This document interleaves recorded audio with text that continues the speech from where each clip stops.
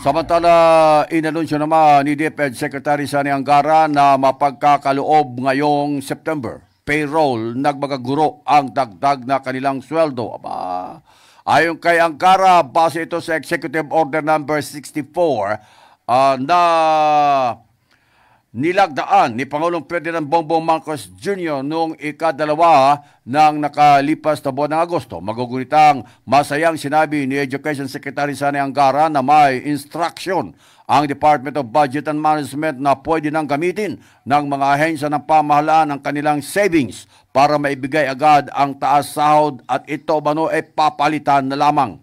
Samantala, ayon naman kay DepEd Yusek Annalyn Sevilla na 3 rehiyon na umano ang nakapagpatupad ng salary differential. 5 rehiyon naman ang nagpalabas na ng partial payments at ang nalalabi ay nasa proseso pa rin. Ayon sa report, kasama sa matatanggap ng mga guro ang retroactive increase para sa buwan ng Enero hanggang Agosto ngayong 2024. Ay, nako kaya January up to August, matatanggap po ninyo ngayon yung mga sweldo. Malaki-laki yan.